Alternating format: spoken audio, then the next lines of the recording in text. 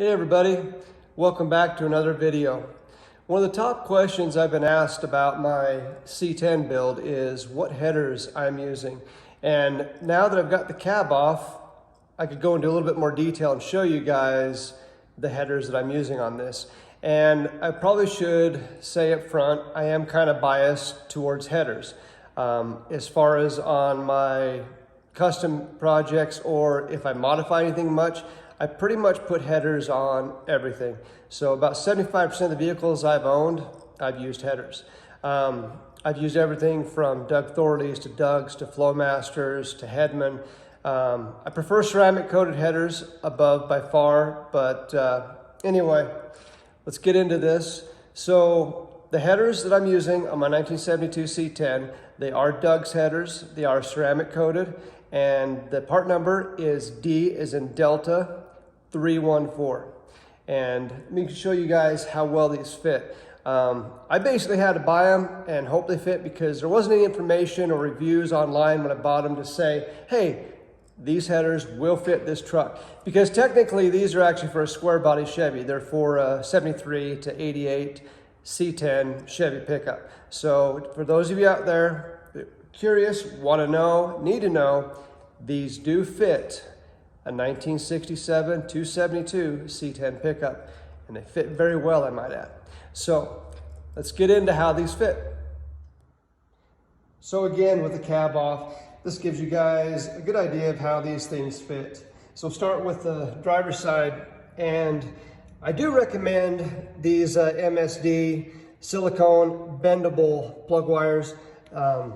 The factory ones end up hitting a couple of these tubes, and these MSD wires cost about the same as a factory set of GM wires, but they are bendable, so you can put them in and bend them, and they will hold however you bend them to clear those tubes.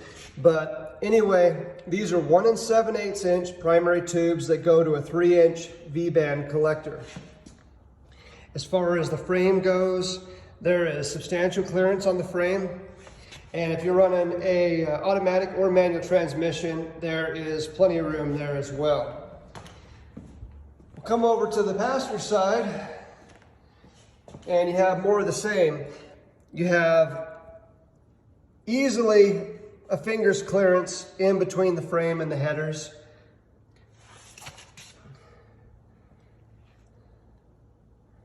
And plenty of clearance on the transmission. Now, I'm going to mention on this side, it looks like it's going to hit with my O2 sensor. Actually, if I notch out the heat shield right here on this 4L65 transmission, my O2 sensor will clear just fine. So you can put the O2 sensor in there with an automatic, and it will clear if you modify the heat shield just slightly. So initially I thought that'd be a problem, but it's not the case. And then on the driver's side, there's plenty of room for your O2 sensor. Now let's go underneath. As you can see, these barely, and I mean barely, we're talking a 1/2 inch maybe, stick down from the bottom of the frame. So as far as clearance issues, you can almost lay a factory frame on the ground and these will not rub. And I said almost, you can't quite do it, but for those of you guys that want to get really low, you can get really low with these headers. And then come back to the back here. This is the exhaust that I started working up for the truck here. Again, V-band clamp headers, 3-inch collector. And what I had to do is I actually had to run a Dirty Dingo cross member because the factory one wouldn't clear everything I needed to go on here, the e-brake cable and the way I run to run the exhaust. I wanted to do an X pipe on this, not an H pipe, and so I had to do an aftermarket cross member to get my exhaust to fit. And the X pipe I've got here is just one that I made myself, and what I've done is I've gone from dual 3-inch and I stepped it down to 2.5 inch, just about 10 inches behind the X. And some of you may be asking why I did that. Well, it's because I couldn't decide if I wanted to do 3-inch exhaust or 2.5 inch exhaust. So I compromised. I'm doing both. I've never done this type of exhaust where I've gone and did a step down from 3 to 2.5, but I think it's gonna work just fine on this application. This motor is not gonna be putting out more than 500 horse, so it should be fine. And then back here, you can see how far I've ran the exhaust. I basically just notched out my cross member right here. Factory 72 C10 cross member, and came out with V-band clamps on the rear because my entire exhaust is going to be V-band clamp. So if I ever need to take the exhaust apart, I can disassemble it without any cutting. So if I have to take any apart, take the transmission out, for example, I can just take this center section out and drop the transmission without any large hassle. I'm going to show you guys a shot of the motor mounts and the motor mount brackets for those curious too. I'm using ICT motor mounts.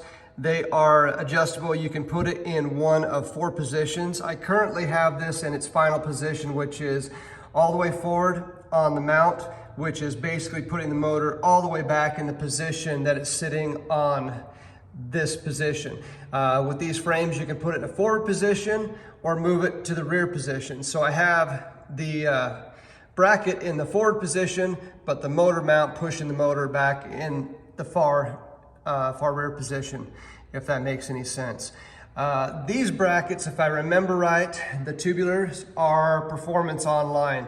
Why I like this particular style is so you can use the GM car motor mounts. They're a lower profile, and to me, they're easier to install. Basically mount to the Chevy small block 3-bolt holes, which adapt to the 4-bolt LS mount, and then single bolt through the center to the cross member or to the motor mount bracket. And I need to also point out that these headers, while this is obviously an LS1 motor, these headers will fit on any LS motor. So if you have a 4.8, a 5.3, a 6.0, a 6.2, LS1, LS2, LS3, LS7, LS9, LSA, it will fit all of them. So there you have it. If you guys are looking for a header for an LS swap into a 1967 to 72 C10, these headers work marvelously. They fit great. I couldn't be happier with how they fit, how they look. They are a little bit on the pricier side. If I remember right, when I purchased these, I think I paid somewhere between $700 and $800 shipped. So they're about the average price for your ceramic coated headers, especially with the V-band clamps. But from all the headers I've used in the past, I'd say they are worth it for sure. So there you have it. There's my review of the Dougs 314 headers for the 67 to 72 C10.